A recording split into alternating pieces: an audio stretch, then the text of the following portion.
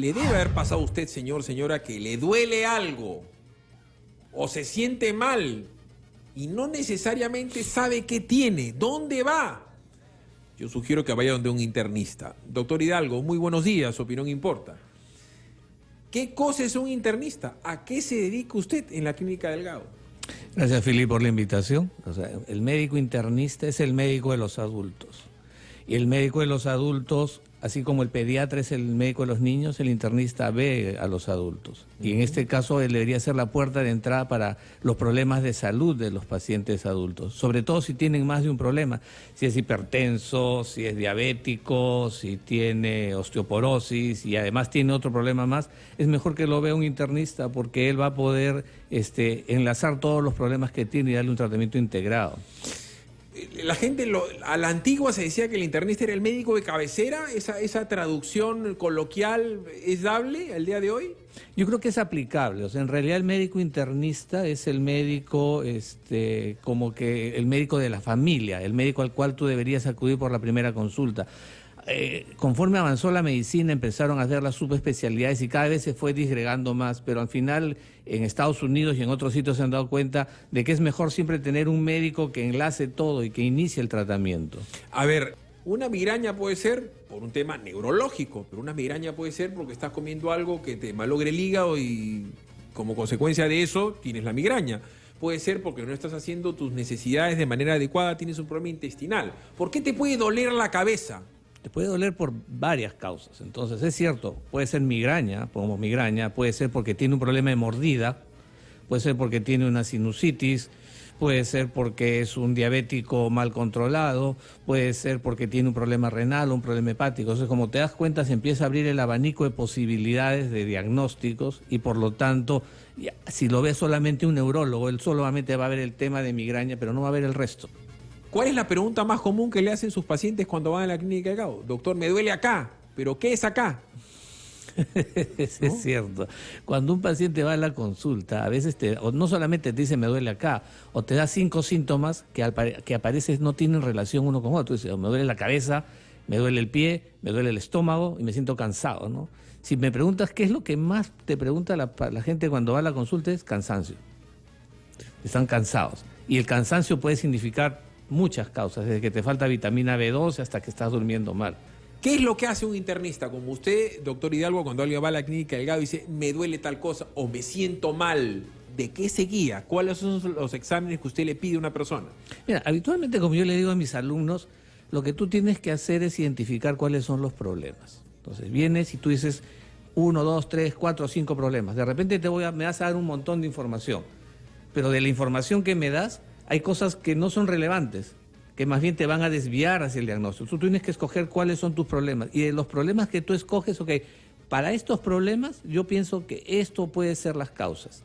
Y para estas causas yo pienso que esto es lo que yo debo de pedirle para estudiarlo. Entonces, la manera integrada de poderlo ver es lo que el internista tiene ese entrenamiento. O sea, yo tengo la manera de que viendo todos los problemas puedo sacar esto no me sirve, esto sí me sirve y para esto yo debo pedir estas pruebas que confirmen lo que tú estás pensando. Bueno, voy a pedir análisis de sangre, voy a pedirle un examen de orina, le voy a pedir alguna imagen que puede ser una ecografía, o le voy a pedir una resonancia, una tomografía. O sea, yo le voy a pedir esas cosas sabiendo qué problemas tiene. O sea, si yo identifico cuáles son mis problemas de salud, entonces yo sé qué es lo que voy a pedir. Te voy a poner un ejemplo.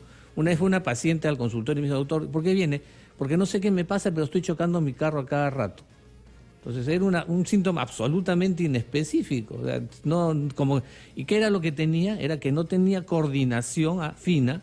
¿Y qué es lo que tenía? Le faltaba vitamina B12. Es otra consulta relativamente frecuente, doctor. Yo como algo, después del almuerzo, si como algo copioso, me da un sueño en la tarde, que tengo que tomar una siesta de 15 minutos. Sin esa siesta no puedo seguir el resto del día.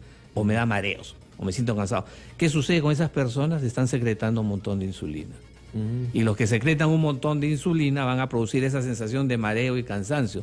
Y ese paciente es importante porque no solamente vas a tratarle el síntoma, ese paciente, si tú no lo cuidas, después puede hacer resistencia a la insulina, después puede hacer diabetes. Entonces puedes anticiparte algunos cambios. Pueden haber alergias que a uno le aparecen y te hacen sentir muy mal, pero como muy de vez en cuando comes pescado, como muy de vez en cuando comes algo, no te das cuenta. Para eso uno va al internista, se da cuenta usted de determinadas alergias y reacciones químicas en el cuerpo como consecuencia de ingestas. Sí, es correcto. O sea, la capacidad del internista, porque ves todo el universo, o sea, ves todo, no solamente ves una parte, sí te puedes dar cuenta. Entonces, el hecho de que tengas más o menos alergias, el hecho de que el problema que tengas sea una alergia, que lo puedas identificar como alergia, ese es el rol que va a jugar el médico internista. Tú no sabes, me cae mal, dices. Entonces, voy a comer chifa y me pongo rojo, caliente.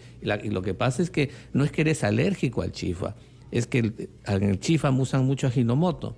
Y el Ajinomoto va a producir esa sensación de vasodilatación en la cara.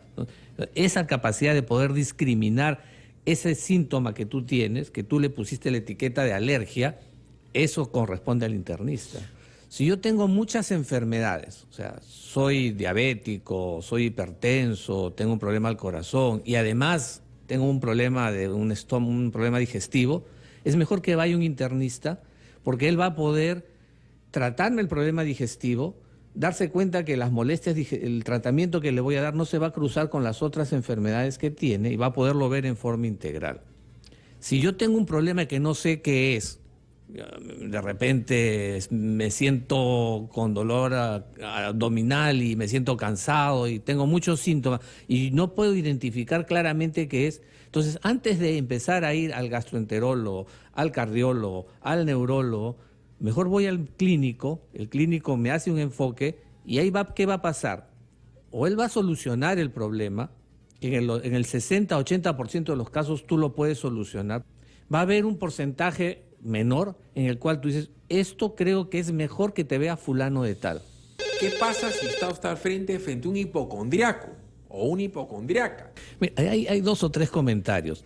O sea, en el paciente hipocondriaco, el remedio es el médico, no las medicinas que les vas a dar. Porque el paciente hipocondriaco lo que está buscando en el fondo es que alguien vaya y lo escuche. Entonces, primero tienes que identificar que no tiene nada. Yo siempre le digo a la gente que entreno, que les enseño, yo le tengo mucho miedo al paciente que yo creo que no tengo nada, porque los hipocondriacos o las personas con histeria también se enferman. Y a veces uno puede subestimar. Pero si yo estoy seguro que no tiene nada, entonces lo que en el fondo tiene un problema psicológico y donde su percepción de salud está alterada y tiene mucho miedo de tener enfermedad. Entonces esa persona sí tiene un problema, no es un problema orgánico. Entonces ahí usted lo puede mandar al psiquiatra. Exacto. O al psicólogo, o de repente tiene una depresión encubierta, tiene un síndrome ansioso, o sea, sí tiene un problema. O de repente sí tenía algo que su familia pensaba que no y usted se dio cuenta en que le falta tal vitamina, le falta tal enzima, porque el páncreas es un mundo diferente al del hígado, ¿cierto? Exactamente. La sintomatología, o sea, es decir, lo que la gente le dice que siente, ¿qué tanto peso tiene? Porque muchas veces alguien no sabe ni explicar qué tiene. ¿Cómo lidia usted con la explicación que le da su paciente, que puede ser una persona de mediana edad, que puede ser una persona de mediana edad, que puede ser una persona que cree en supercherías? ¿Cómo es una consulta con usted? Bueno, ese es parte del entrenamiento que tiene el médico internista y en general todos los médicos, de poder saber sacar la información relevante de lo que te están contando, ¿no? Y es cierto, lo que tú dices es absolutamente cierto. Gente de mayor edad te va a contar la historia diferente que alguien que viene y de repente hay gente que viene con su agenda y te dice, tengo 1, 2, 3, 4. Y hay gente que te cuenta pues toda la historia de que fue ayer al mercado y que después regresó y que cuando le atendían. Entonces tú te estás escuchando un montón de información que te está desviando. Hay que saber escoger qué es lo relevante. Influye mucho el nivel cultural y a veces la proveniencia. En pacientes de la sierra, ellos te van a decir 2 cosas. Me duele el estómago y me duele la cabeza. Y sobre eso radica todos sus síntomas. En los pacientes, a veces se ha tenido oportunidad de atender pacientes coreanos, que son muy difíciles de entender, y a veces la dificultad de la comunicación te genera pues que no puedas interpretar lo que te está diciendo. Un muchacho que de 30 y pico años que me va a buscar a la consulta y me dice, ¿por qué? Porque vengo por diarrea hace 15 años. ¿Y qué había pasado? Todas las personas que lo habían visto pensaban que tenía un colon nervioso.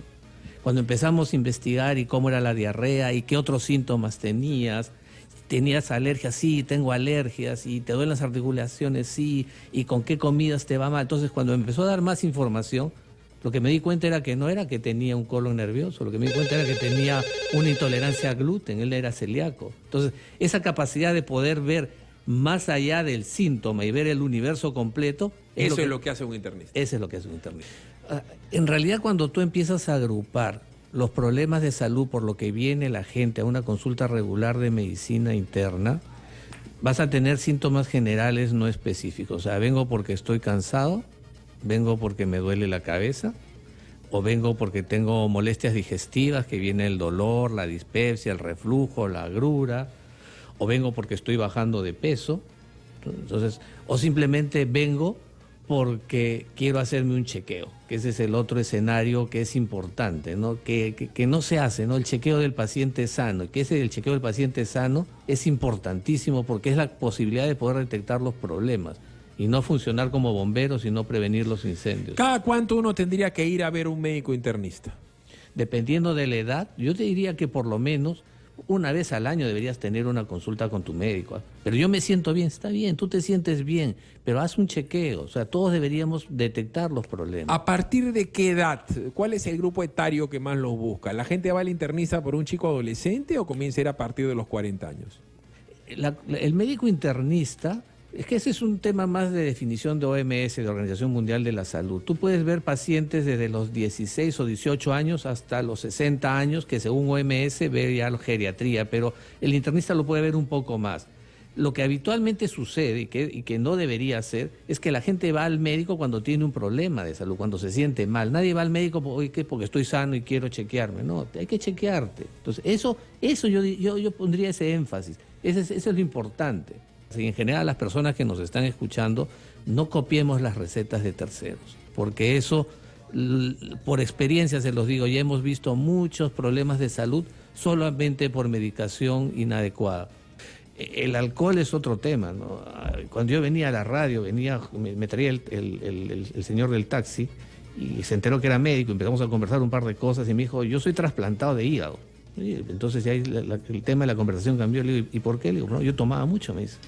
Entonces, ver esa historia de un hombre que estuvo a punto de morirse y que de repente terminó teniendo un trasplante hepático, y el tema del trasplante es todo un drama y toda una historia, simplemente por el tema del alcohol. Y él me dice, ¿y usted qué reflexión tiene? Yo le digo a mis hijos y a mis familiares, no tomes, me dice. Yo he vivido este calvario, no tomes.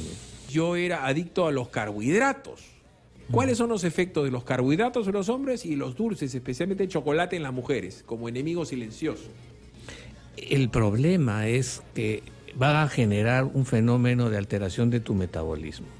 En estas últimas 2 semanas debes haber visto un artículo que ha salido acerca de la revolución del azúcar y acerca de que en la década del 60 la industria azucarera en Estados Unidos pagó a los estudios para que le dieran más importancia al colesterol que al azúcar como factor de riesgo cardiovascular. Y eso generó que durante 40 años todos los estudios médicos le atacaran al colesterol y se olvidaron del azúcar. Para no chocar con la Coca-Cola, para hablar en términos más claros. Para no chocar con la Coca-Cola. Y eso generó que nadie mirara este problema. Y el problema del azúcar es importantísimo, tan importante como el tema de las grasas. Entonces te va a generar desde insulina alta, diabetes, fenómenos metabólicos y riesgo cardiovascular y obesidad. Entonces, sí es cierto, o sea, uno debería ingerir máximo 6 cucharaditas de azúcar al día. Y lo peor de esta historia, Philip, es que en los alimentos salados hay azúcar encubierta.